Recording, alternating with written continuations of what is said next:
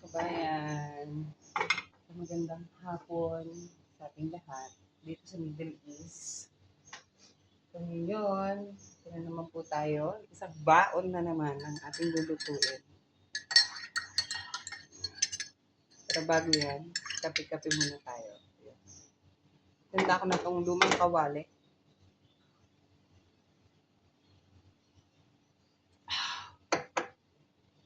Bali, ito yung itsura ng napakita yung barin. Puro pader makikita nyo. Ayan. Ayan. Ganyan siya kainit. So, ito yung bintana. Binubuksan ko siya pag nagluluto kami. Yun siya. Grabe init. Bali, ano na, alas 12. Ayan. Puro pader yan. Ito, kabilang building na yan. So,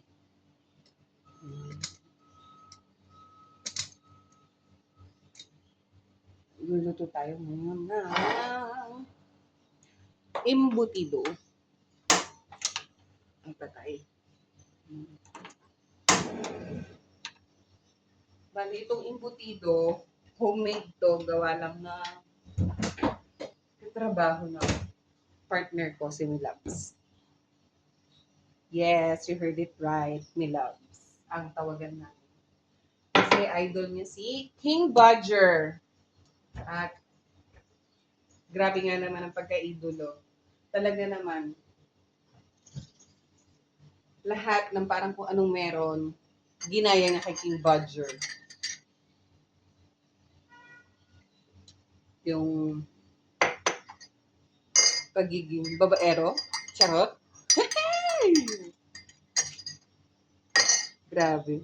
Pati yung tattoo sa braso.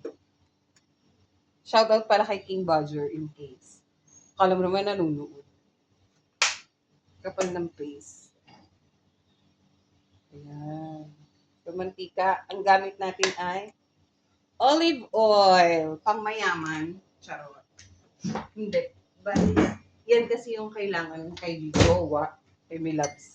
So, yan na rin gamit natin. Ayan. Ay, grabe. Friday. Kahapon. Naman kami mabisi, siguro tinatamad na rin yung mga taong lumabas. Not unlike before, ano, pag Friday talaga umaariba kami sa restaurant. Alam mo yung halos hindi ka na makaihi. Kasi hindi ka pwedeng umalis dun sa posisyon, sa station. Yan.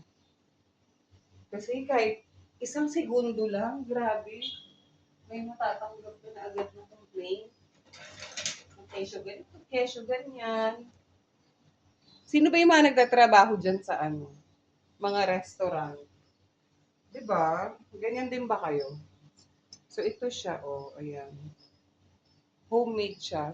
Ngayon, nakikita ako, ayan, nasusunog na yung ano ko. Wait lang, hinaan natin.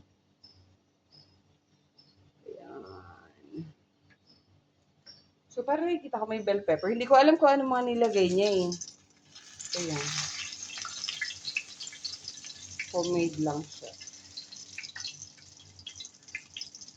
Bali yung gawa ko ngayon kasi, hindi ako makain ng kanin. Papabawas tayo ng timbang. So, gawa ko, no rice, no sweet. So, bali pan 3 days ko na siya. Gusto ko siya i-consistent. Kaya pala ako nag-video ngayon. Para alam mo yun, gusto ko i-train yung sarili ko sa consistency. Yun. Kasi doon tayo medyo mahina. So, gagawa ako ng way para makonsistent ko siya. Matuloy-tuloy ko siya. So, ito na yung 3 days ko. No rice, no sweet. So, naaalala ko noong nakaraang araw lang. Yayayan nila ako, Madam, punta tayo ng kain tayo ng ganito, ng ganyan. Sabi ko, hindi ako pwede. Kasi pagtas namin ng mga trabaho, nagsa-shawarma, alam mo yun, yung mga kasama mo sa trabaho. Siyempre, pampalubag loob sa yun, sa trabaho mo. Sa pagod. Kaya sunod, bibigyan ko yun. Pagkakain kami, yung mga shawarma ng mga kasama ko. Tapos, may dessert na binibigay. May gusto ko siyang kainin. Sabi ko, hindi pwede. Kasi allergy ako. So, yun yung tip ko para sa inyo. Kung gusto niyo nang makabawas ng timbang, bawasan niyo yung sweet, yung mga matatamis. Kasi itong kape ko, black coffee lang siya. So, ito lang yung almusal ko. Tapos, doon ako kumakain sa trabaho. Yun yung gawa ko. Kasi ang hirap magpabawas ng timbang. Ang daling magpataba. Alam mo yun? Ako yung kain ng kain. Sobra halos hindi ako mapigilan. Grabe.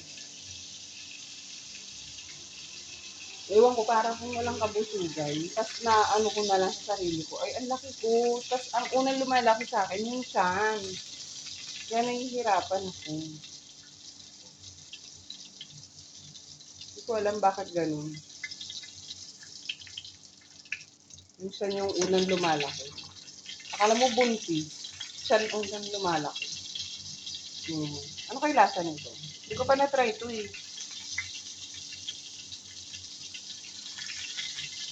Tapos, ano pa? Ito, egg. Ayan, siguro mga 2 piraso. Tapos, bibili na lang ako dito sa cold store ng kamatis, siguro. Gusto ko yung malutong na kamatis. So, dadaan ako ng Al Jazeera. Ito, tapos dito. Tapos, lagi pala ako.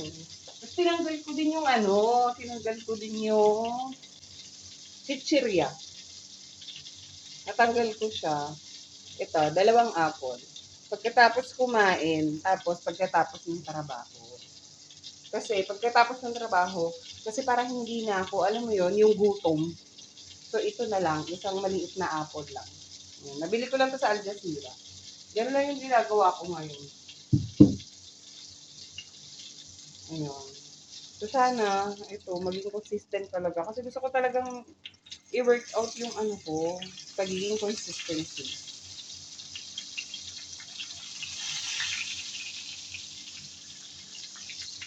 Kasi parang ang timbang ko na ata ngayon is, sabihin natin 78, ganun. Or 80. Huwag ka magpanggap, negra. 80. Sabihin na natin 80. Hindi pa ako nagtitimbang eh. Kung ano talaga.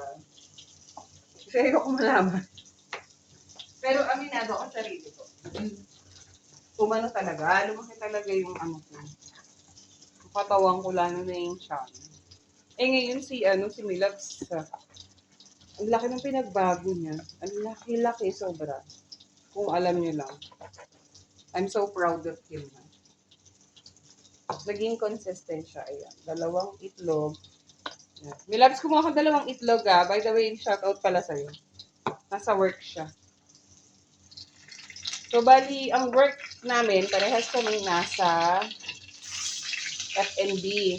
Siya sa kitchen, ako sa front. Tapos sa schedule namin, hindi kami mag-akma. Morning siya, 7 to 4. Tapos ako naman, 4 to close. Ganun. So, ayan, okay na yan. Hindi ko alam ano lasa nito. Yan na siya. Para siya hotdog na malaki. Ayan o. Para siyang chicken hotdog na malaki. Yan. Ano pa kaya pwedeng baunin natin? Gusto ko rin sanang gulay. Pero okay na yan. Bili akong 2 kamatis mamaya. Yun lang. Salamat sa konting chikahan. Yun lang. Salamat.